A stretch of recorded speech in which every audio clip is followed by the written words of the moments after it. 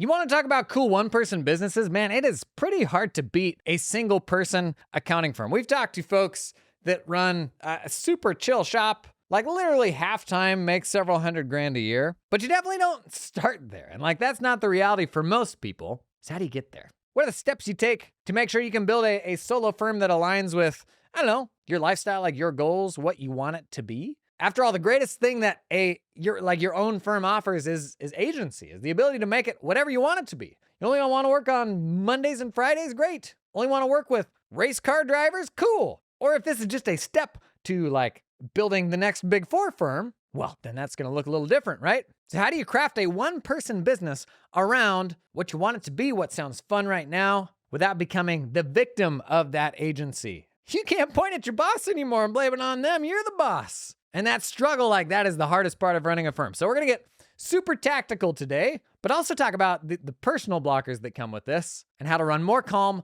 more profitable one-person accounting firms. Come on in, let's do it.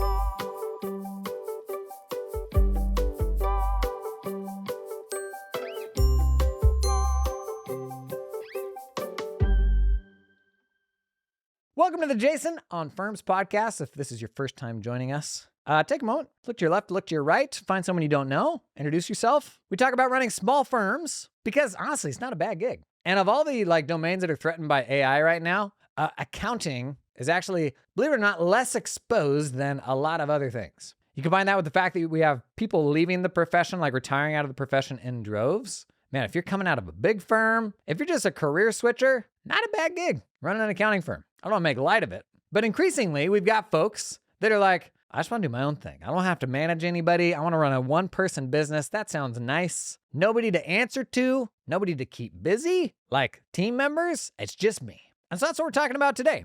And while my background was not in itty-bitty firms, I last had a team of about 40. When I sold that firm and came to create content, I became a single-person business. And we've hired some people from there, but I'm very familiar with the trappings, setting boundaries for yourself and not getting sucked into, well, I actually just accidentally ruined the what was special about this and the flexibility I thought I'd have with a one-person business. Because you absolutely can make a super profitable thing if set up right. It kind of feels like it prints money if you're overseeing things properly, attracting clients that will pay you really well, that sort of thing. So we talked about side hustles. Here we're talking about the folks who have gone all in, this is their thing. It is a one-person firm. They might want to grow from here. They might want to stay the same. But my model for kind of how you approach building a small firm is you have a machine. The firm is the machine. And its job is when it gets client work in, to do that client work goes out, you get paid for it. But outside of that machine, it's a whole bunch of other stuff. You think when you're getting into running an accounting firm,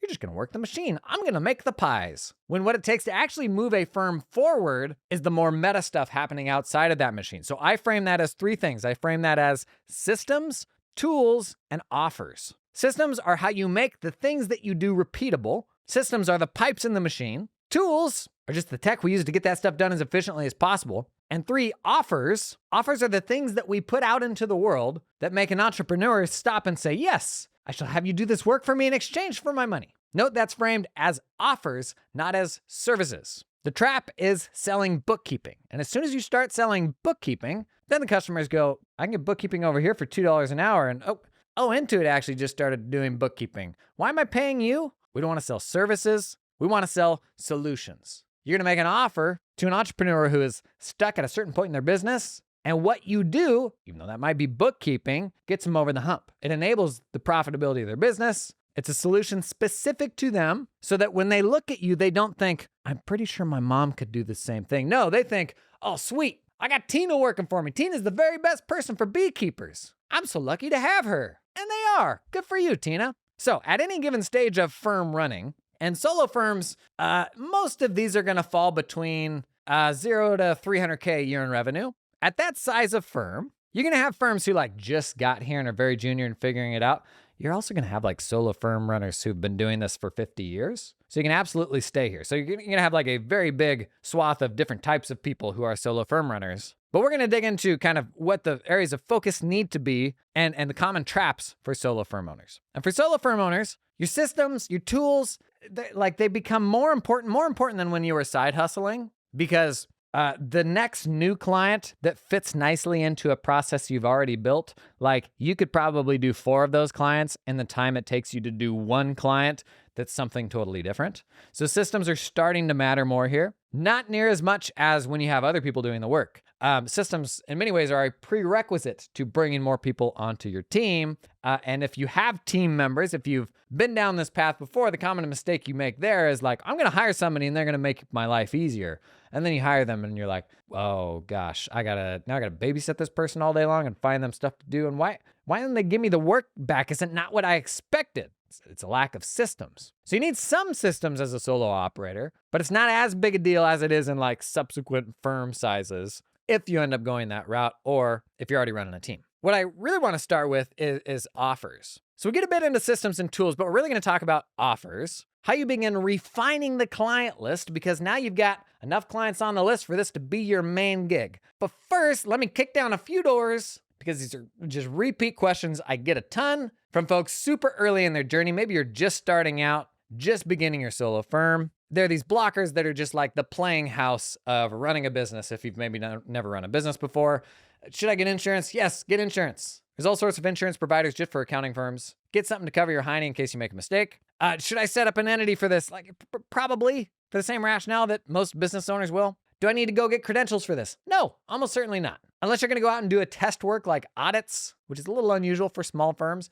Yes, you got to have a CPA. In some cases, if you're doing tax work, yes, you got to go out and get a credential. Look at the rules in your state. Like Oregon has a really nice sort of linear progression that's a very direct path to the certification you need to doing tax returns in Oregon. You go out and get an EA and then become an enrolled agent. A much, much more efficient path than getting a CPA. A CPA is like, it's obviously got the education requirements, but it's way more than just tax or bookkeeping or anything else. So that's generally an inefficient way to get there. I got my CPA. I think it was valuable. But if you are like, I'm the only one working in this business, don't fool yourself into thinking a credential will make that a more profitable business. You don't want clients coming to you and buying because of your credential. If that's the case, you've already lost the battle. You want them coming and buying from you because they perceive you as the expert, as the one person who can solve their problems. You go out and get a CPA, you go out and get some other credential. Congrats, you're now up against tens of thousands of other people with that credential. It's a step forward, but you know the CPAs and the folks with those other credentials, you know the ones who are crushing it?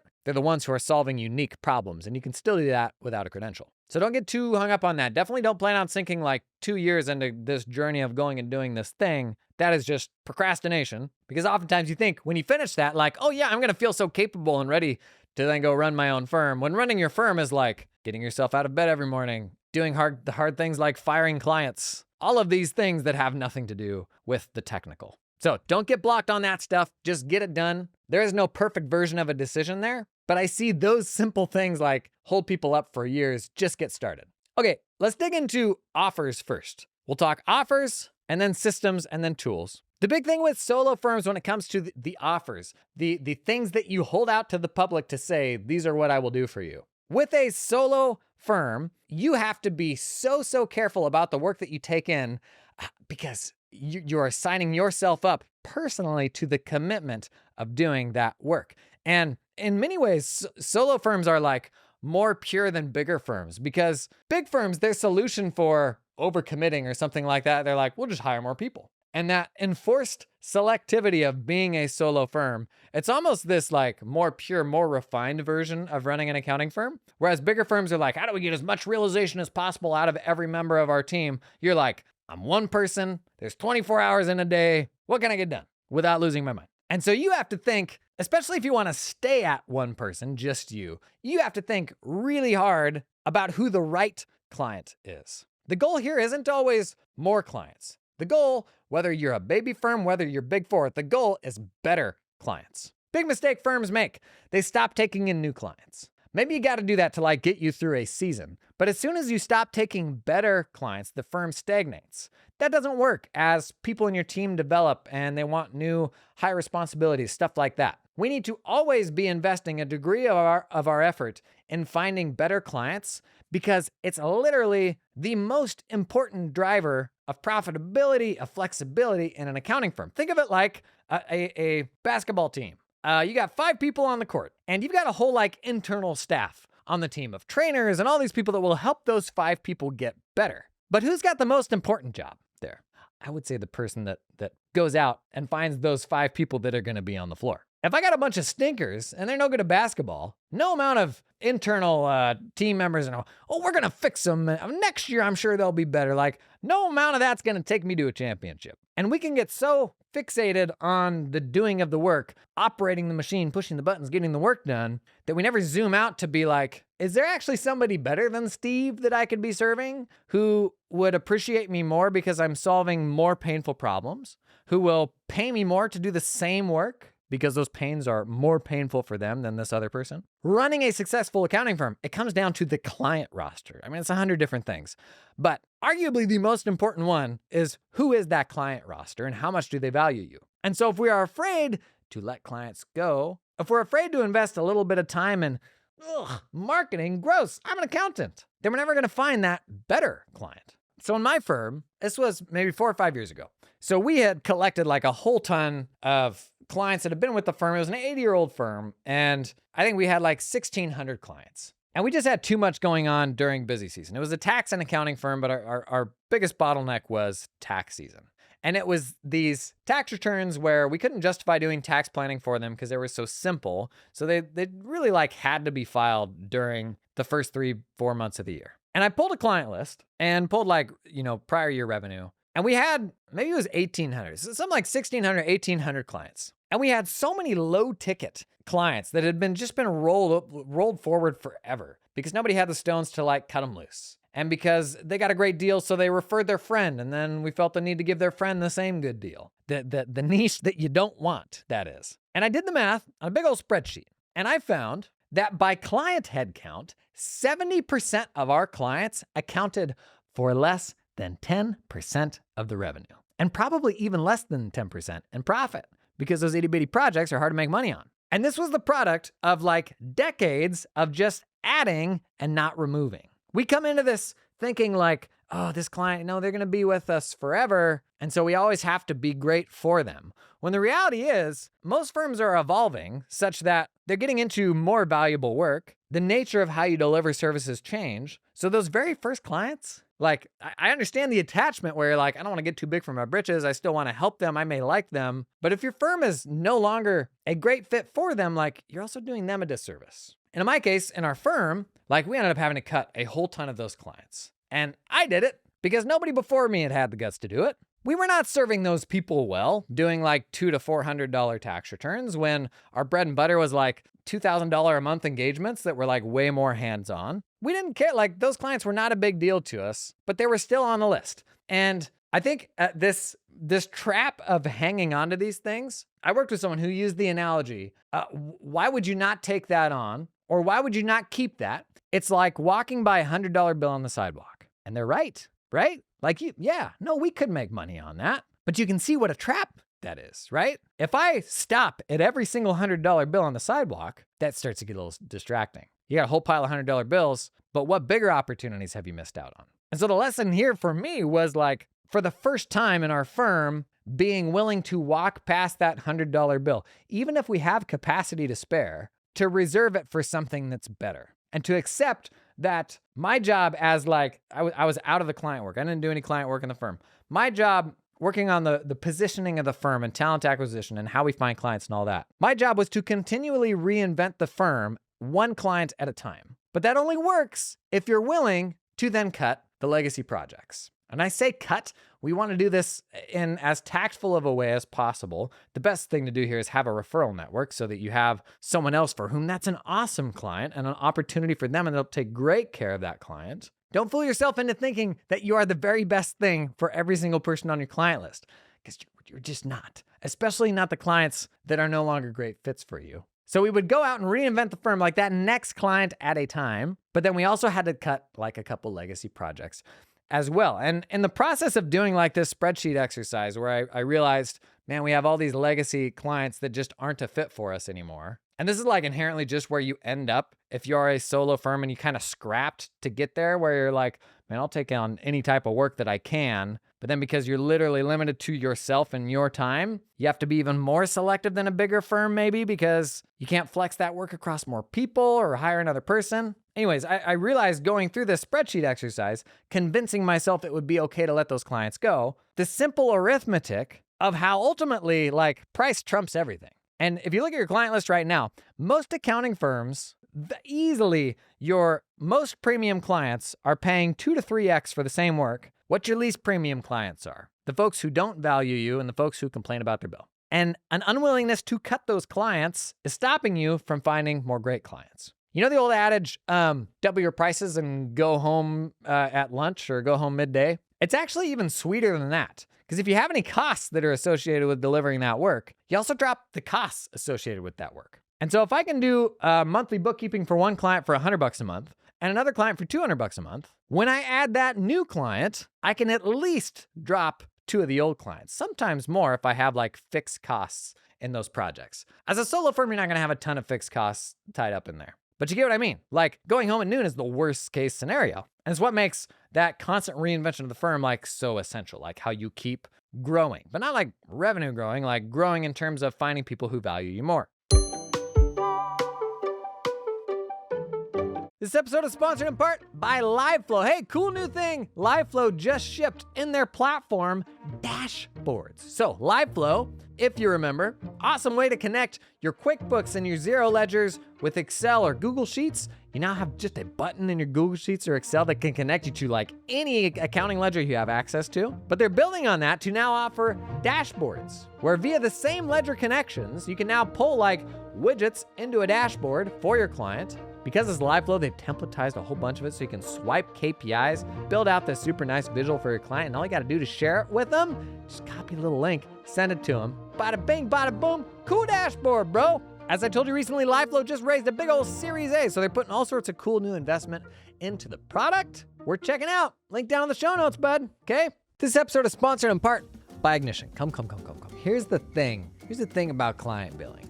You can't bill for the time you spend billing. You can't. It is pure waste. And we're bad at billing because it's icky. You let things slide, you don't get paid. You waste time chasing people for money. That's not what I did. I didn't want to waste time chasing them, and so I just eat it. Don't do that. This is where Ignition comes in, the leading revenue generation platform for accountants and professional services. When I was running my firm, Ignition wiped out our AR, it's true, and significantly reduced the time spent billing clients, saving our partners over 1,000 hours in the first year because they didn't have to bill all that stuff manually, man. With Ignition, we won more business with impressive online proposals. No more hustling PDFs and Word docs. We automatically pulled payment up front or at the end of a job when it was done. No more dialing for dollars. We transitioned our firm to more recurring revenue and better managed scope creep. No more leaving money on the table. Ignition is making thousands of firms more money and genuinely made us more profitable. Check out why over 7,000 of the smartest businesses run on Ignition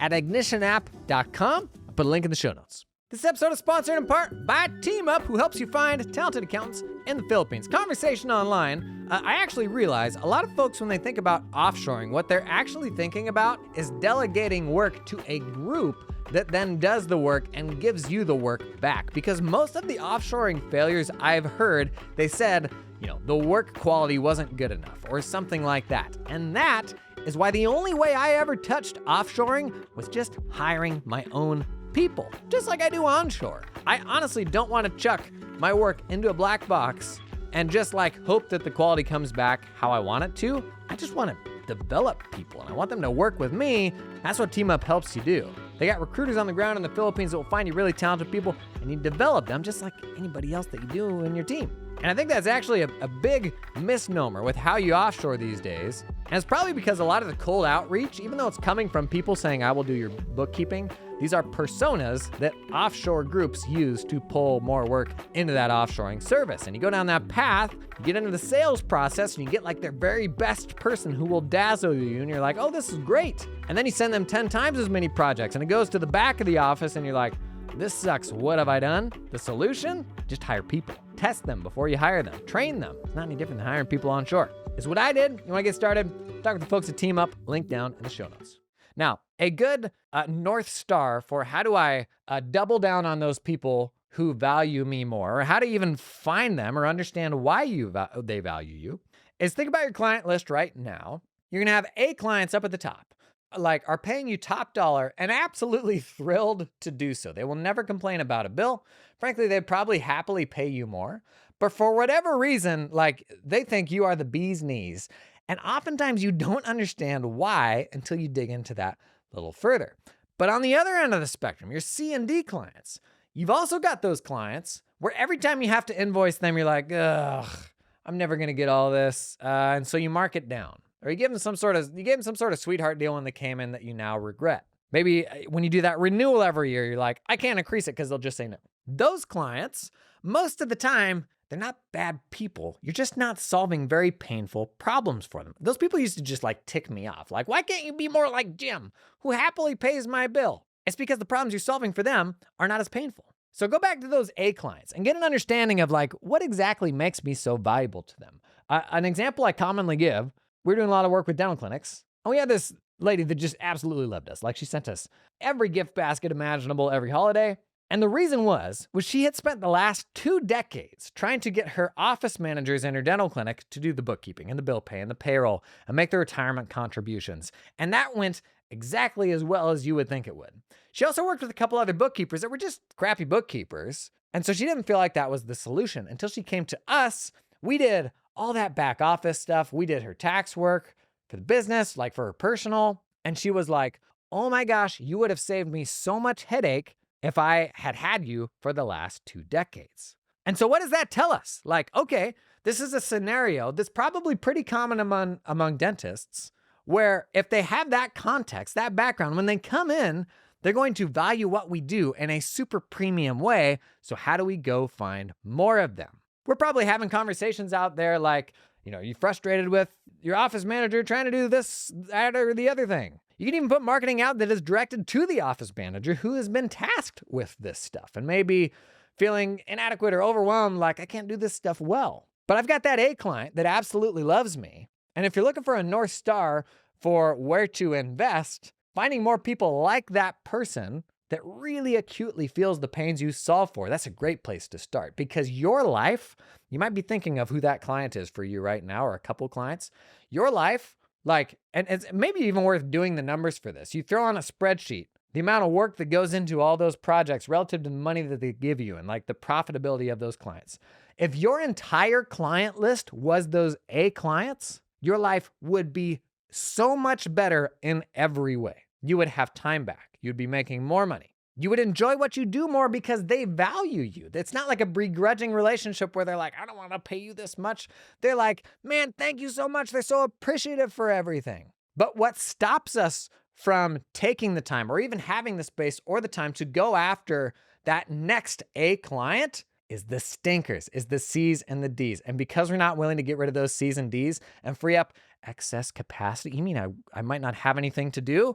Spoiler alert, you will probably never have that problem. You may think you're going to have extra time, but you probably won't. But because we won't cut those old projects, we don't have space for the new ones, or we don't have space to market to the new ones, or to ask that A client like, hey, we're going to take on like 2 or 3 clients like you before the end of the year. Do you have any friends that come to mind? Because we frankly love working with you and would love to find a few more firms or whatever the business is just like you.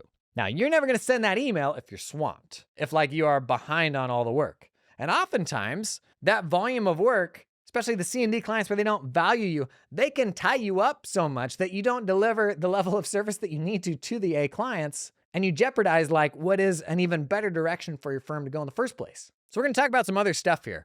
But the really big problem I see with running a solo practice, what makes it extremely challenging, is the fact that it all falls on you. You're the only one that can get the work done. So you, more than any other type of firm, have to be so selective about who you're willing to serve and much faster in making decisions about who you can no longer serve.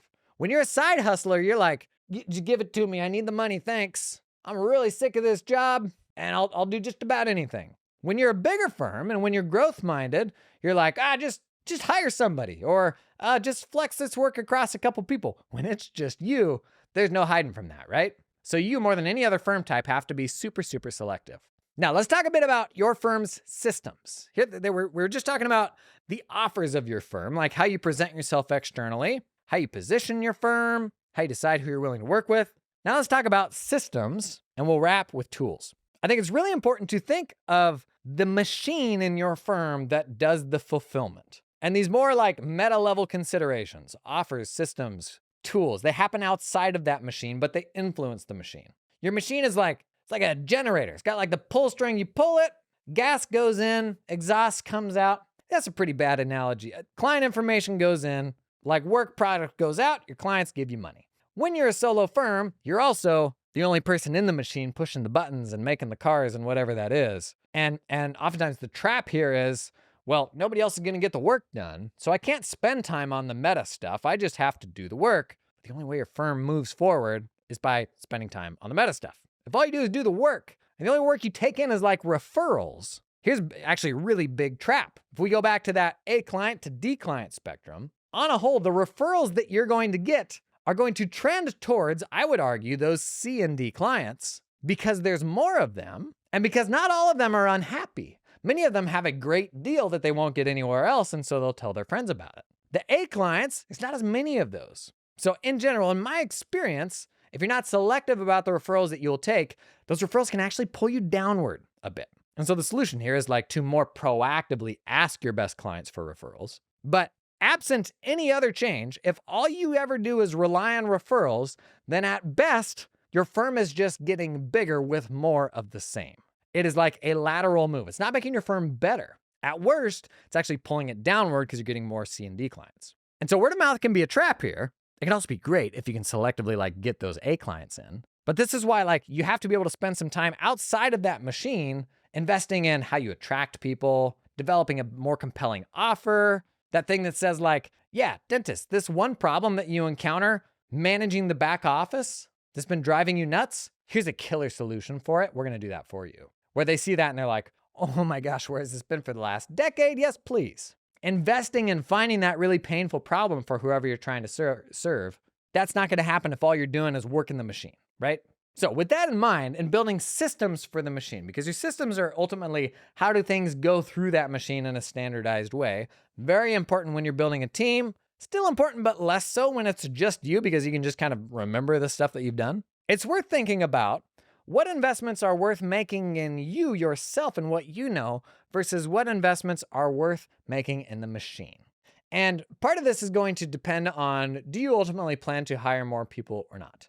If you do, that is an opportunity for you to be ignorant of certain things, certain types of expertise that you can hire for. A big trap on small firms is, and all small businesses have this issue, is the notion that the owner has to be the be-all and end-all expert on everything that happens in the business. And so the business, its limitations are ultimately a reflection of the limitations of the business owner themselves. They can't get out of the way. Those who are able to grow beyond that, they hire talented people that they can trust to produce work that's correct and that sort of thing. I mean, we have a bunch of non-accountants that are coming in now and buying accounting firms and operating them. Some are doing that well, some are not doing that well. But the next step can't be for you to develop every type of expertise imaginable. So it's going to depend on whether you ultimately plan to hire people or not, whether you're going to hire for that type of expertise or whether you're going to do it yourself. But take care not to try to like learn anything and everything, because there's no amount of time or investment that will get you there. This is also an argument for serving a more specific type of client. And I think ultimately attracting somebody who feels a very specific pain and being perceived as like, oh, you're the one solution provider that can offer this to me, and that's why I'm going to pay you a bunch of money to do it, rather than hiring somebody in Pakistan for $4 an hour to come and do it for me. Serving that specific customer, it makes the notion of building specific expertise much easier, because there's going to be expertise that's relevant to them and expertise that isn't. And the counter argument, the notion that you need to build this general expertise and understand how to do a bunch more things, the trap there is you lose depth. The people that go general, like, they don't have that same connection with a specific space. And that is a real thing. You will often hear people say, well, it's all the same. Like, specialization is just marketing. It's both. It's both marketing And it's the fact that like, yeah, when you go deeper, there's more there. And the tax return might actually be identical, like to what you prepare versus what a general firm would prepare. But the way that you go about it, the way that you deliver it, the way that you have conversations with the client, you're a fundamentally better advisor because you have a greater understanding of the specific problems that they have. And that's what people will pay for. So if you're struggling right now with having to learn a whole bunch of things, think about the fact that that might be because you're just serving too broadly still. So is there a way to get more specific that will put less requirements on you and what you need to know to help people right away? And there's a million like self sort of limitations, like blockers we put on ourselves here to think that like, well, I'm not as smart as that other person I know that can do this thing or that thing. Know that like there's people who are not this way, who are maniacs that can just like do a bunch of stuff irresponsibly. But just know that most of us will be biased to be too slow here, when the way that you build that expertise is to do it, is to work with more people. Are you going to get some stuff wrong along the way? There's nobody like watching this right now who has not. So I'd love if there was a way to where you like would never make a mistake along the way. The reality is you got to learn. Now, there's good ways and bad ways to do this.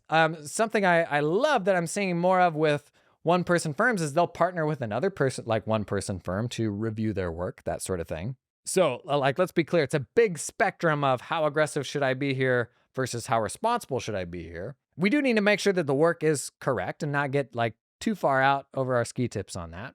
But know that human nature, your nature, it is perpetually lagging behind what you are actually capable of. A framing of this that I heard is your external reality, like what other people will tell you that you're capable of, is perpetually lagging like 2 years behind your internal identity, what you tell yourself you're able to do. And that's human nature. Like our ability to change and adapt and accept like, oh yeah, I can do this and I can be helpful to this person. It is almost always lagging behind it. And an example of this in action is when somebody comes and they pay you or they accept a proposal that you put like a really big number on and you're like, whoa, yikes. Like somebody's actually willing to pay that? Evidently, nice work. Like, and then like your internal identity kind of has to catch up to that, right?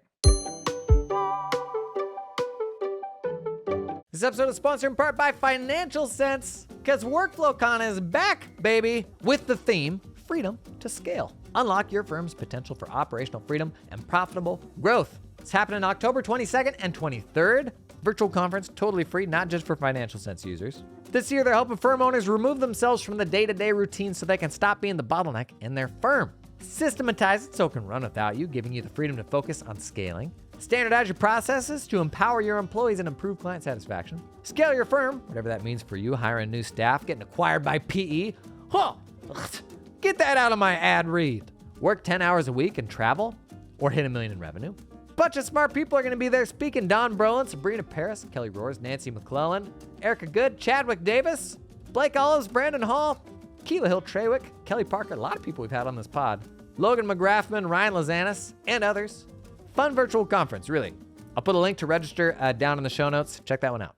This episode is sponsored in part by Fin Daily, actually an app that I founded a few years ago and then sold. Fin Daily, in short, it's almost like an email marketing platform, but for all of your financial data. So you build these email templates and then you plug in like banking balances, QuickBooks or Xero data, like outstanding bills, outstanding invoices. You connect this email template to all these different variables, and then you set that email to go out to your client on a recurring basis on a schedule. And then right before it sends, makes an API called all those sources, pulls the most updated information into the email and sends it out. Now, I was doing a cash reporting process for my clients. They were paying top dollar for it, but it was a pain in the neck to go out and like wrangle all the stuff I needed for those emails. So I actually founded this to automate that process. How's that sound? A fully automated cash reporting service that your clients will pay top dollar for you? It's a thing, I can tell you because I've done it. Pretty nice. Fin Daily will even let you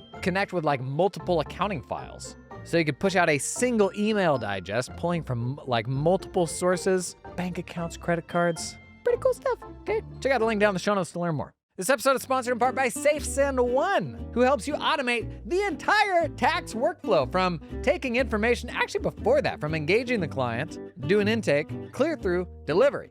Engagement letters, file transfers, organizers, e-cigs, tax return assembly and delivery. Now with a new and innovative AI-driven gather capability. We actually did a demo video on this that's coming out soon.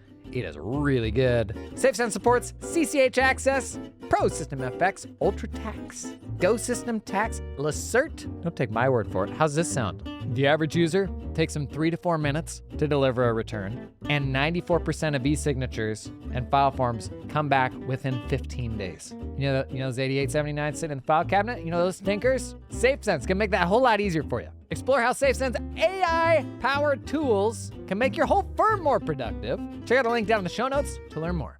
On the subject of systems, a tricky trade-off here. We have like a growing number of practice management systems that will, and we'll talk about specific systems in the last tool bit, but there's a growing number of systems that will actually run like a really turnkey client engagement from end to end if the client is willing to pay ball. And that means like submitting their docs via the portals and messaging you specific ways and being willing to follow the workflow that you dictate. Now, the sort of conundrum here is there's a growing number of productized services that do the same thing, that will run clients through a very homogenized turnkey workflow. And we are like trying to stay up market of those solutions as they get more mature and frankly get better, like your TurboTax Live, your QuickBooks Live bookkeeping, like those productized solutions will continue to come up market. So we never want to deliver a service that ultimately is going to feel like the same thing. Like that's a losing battle. We won't do it as well as those like hyper-scale companies will. But when you're a solo operator, you don't have a ton of choice. Unless there's a much lower volume version of this where clients will pay way more for you to do a more white glove version, it makes it tricky to like do much unique stuff if you are a solo firm runner. Now the solution still isn't like crank on mega volume. I think that just becomes like a hamster wheel that's no fun.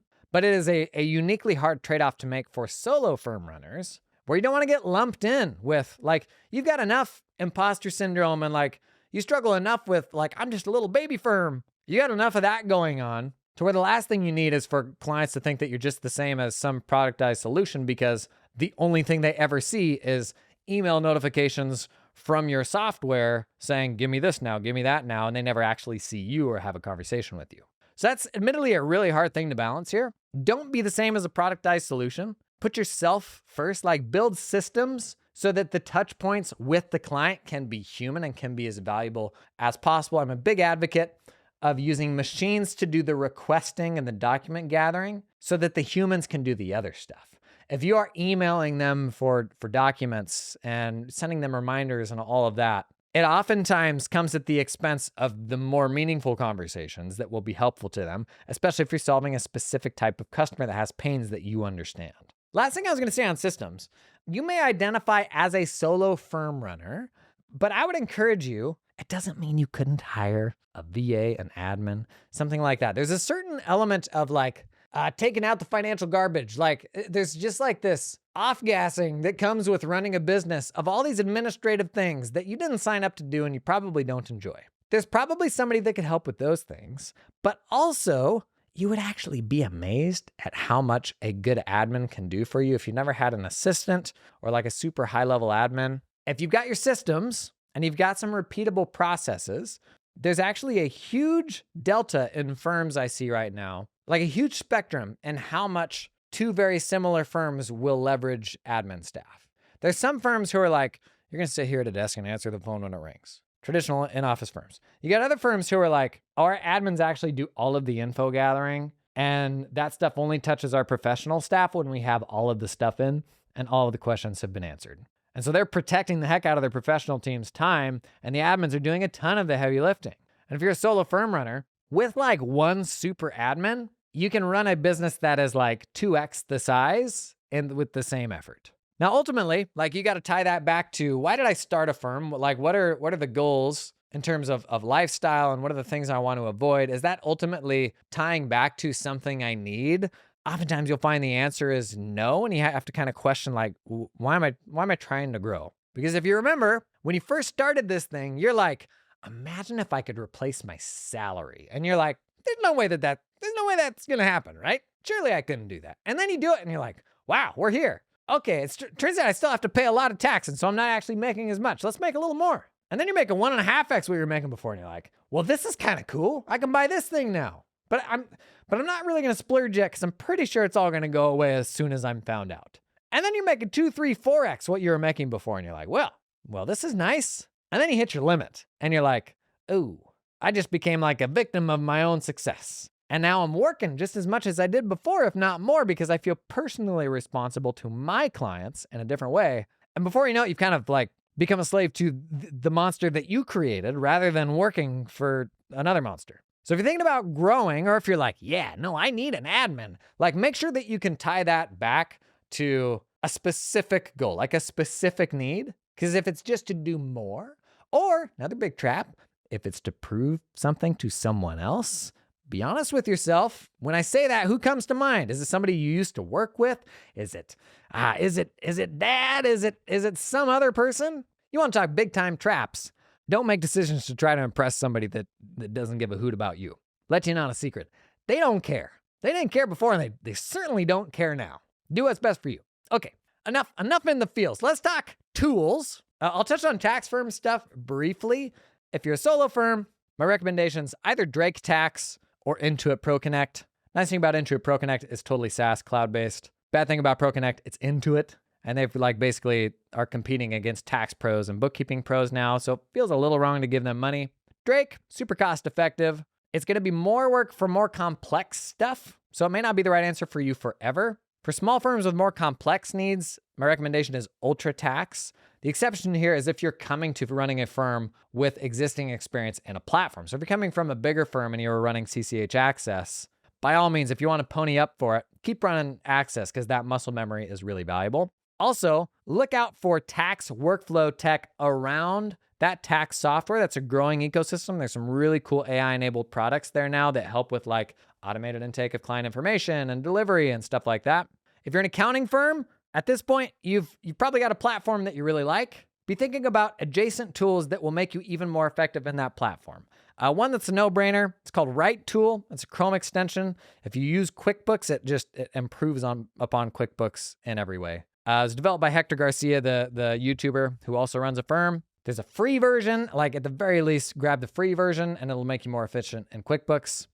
Look at month-end close management tools like Keeper. Keeper basically pulls all of the data, all the ledger data from your clients into its platform, and you can manage all of your month-end closes in one place rather than having to hop around to all the different accounting files. And it does a bunch of like automated quality assurance, recurring tasks. Like it's like a task manager had a baby with a ledger. Makes it much more efficient to do a large volume of month-end closes.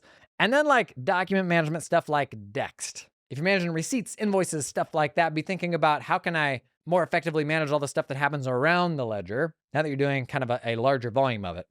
This is especially important if you're looking at pulling people into the prep process. If you're going to start making some hires, then you probably have to think a little bit more about your tech stack. After those core tools, you got to look at practice management system. This is like air traffic control for all of the things going through your firm. If you're a solo operator and you're running a tax practice, like tax only, my top recommendation is generally TaxDome. If you do tax and bookkeeping or just bookkeeping, it gets a little muddier. Look at stuff like Firm 360, Financial Sense, Keeper, Client Hub, and Canopy. I've got some other tools for like getting a specific to you PM recommendation. But before we wrap here, a few like sort of mental blockers, because so much of entrepreneurship is just the things in your head that are blocking you, that if you're more aware of them, it gets easier to get out of your own way. Problem with being a one-person firm. Oftentimes I hear folks talk about their firm in a way that's like, it is really small and like unassuming and not very impressive relative to other bigger firms.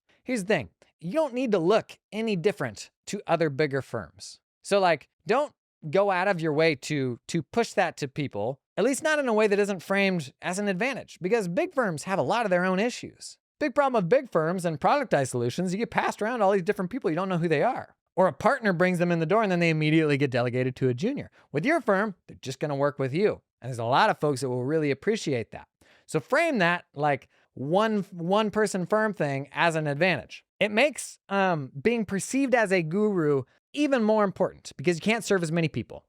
And there was another firm in town when I was running mine that was like super, super niche. We were doing some dental stuff and all they did was dental and they only served, I think it was like 100 clients. They're like, we will only ever have 100 clients on our list. And there were people in my firm that were like, that's just nuts. Like, why would you do that? There's so much more work out there and so many more people that you could help. But this firm, man, they were like skimming off the top of the market. So like a pricing concept, price skimming. Companies will do this when you got a big spectrum of prices that people are willing to pay for something. Like luxury brands will do this, luxury car makers. They won't try to produce enough of that thing to serve everyone. They will produce enough to like skim the top, say 20%, the people who will pay the most. And then that's it. That's all they do is they only make enough for that top 20% to buy. And then it's crazy profitable. That's what this accounting firm was doing by saying we will only work with 100 people. You're skimming the top of the market of all the people who could work with you. And if you're a solo operator, this is really like the most profitable way to think about your practice. Not, I'm capacity limited. Instead, you think, I have a finite number of slots. And you can share that with people. Like that scarcity is valuable. You have a finite number of slots and people that you can help. Instead of that being a limiting factor for you, or you stop taking in clients and you just have whatever set of clients like got you there. Instead of that framing, think of this as like a roster that you are going to refine to be the best, like most enjoyable, most profitable, 40 clients, 400 clients, however many it is. Like that scarcity is arguably your greatest advantage. So don't be afraid to lean into it. Take care not to look at other bigger firms and be like, I wish I could have that, because you can't have the perks and the benefits of being a small firm without the drawbacks of being a solo firm. So like there is inherent limitations there. Unless you're planning to grow, don't compare yourself to those other firms because it's very different. And there's so much thought leadership out there for accounting firms that lacks context where you're like, yeah, I guess that makes sense, but could I actually do that? So be careful like with what you consume and who you compare yourself to because you're different. And last, man, like I cannot stress enough the value of not going this thing alone. The biggest, honestly, the hardest thing for me going away from a 40-person firm to working for myself and now working with a small team is like, it's just you. Like, and you are inside your head all day and you don't have that sounding board. Like I used to have a physical office with people in it. We had both in-person and remote team members. And I talked with them all day about all sorts of stuff. We'd have meetings and just in the course of doing business, you would be bumping against them. And when you're all by yourself, you inevitably miss a degree of that. And before you're by yourself, you're probably like, boy, what I would do to just not be bothered. It'll swing back the other way. There's so much value in having a sounding board, especially if you can find a group of people who run a firm like yours. Maybe they are early stage and they're like, man, I want to keep growing. I'm enjoying running a firm, but I want to build a team because like this seems like a better lifestyle for me if I can just get a little more help. Or maybe you're like, I just want to keep things simple and it just be me. And I'm going to do this until the end of my days. Wouldn't it be nice to like make some friends who are doing the same thing? Man, the internet enables that now in a super amazing way. On social media and online communities, find these people who are doing things similar to you. And it is so, so energizing. Don't be afraid to like ask somebody to mentor you if they're ahead of you on that journey. Make sure like contextually it makes sense. Like don't go ask somebody in a giant firm to mentor you. Ask somebody who's been running a solo firm for a while and seems like they've got things figured out. Ask if they'll meet with you once a month and you can just kind of pick their brain. But super energizing thing here, finding people who are doing the same thing that you are and being able to share that journey with them, it will cut years of learning off for all of you. Like it is the ultimate hack in building an accounting firm. It really is. Because running a solo firm, like there are challenges with this. And I'm not like, I'll be totally transparent. I haven't run a solo accounting firm. I've chatted with a bunch of people who have, but like it is a really, really unique challenge because you have to inherently be so selective about who you work with, right? Like there's so many band-aids at big firms for capacity planning issues and all these different things that you cannot run and hide from in a solo firm because it is just you.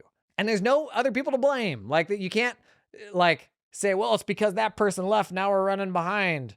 You can't delegate that task to somebody else when you get behind. It's just you. And so having a network of other folks that do what you do, there's like some real business collaboration opportunities there for like referrals and cross-reviewing work and stuff like that. But even if it's just for you and maintaining your sanity, like that is gold and totally worth doing. Like I said at the top, best and worst thing about running a solo firm is you got nobody to blame but yourself. But I can tell you for me, I wouldn't have it any other way. Like that level of agency, like that's the ultimate gift. The very coolest thing about it is that it's completely up to you to craft it into whatever you want it to be. Don't get tricked into thinking that you are going to be subject to whatever work comes your way. Like that's the wrong way to approach running your firm. You are in complete control of who you work with, of who you don't work with, and of how you find that next client. Like you are not subject to whatever the universe is sending your way. It's up to you. And just having a greater feeling of agency, of that, yeah, no, I actually do have control over this. It is so valuable to ensure that you end up going in a direction that you'll enjoy and be fulfilled by rather than just being along for the ride. You got this. You can do it. Thanks for coming and hanging. Break a leg.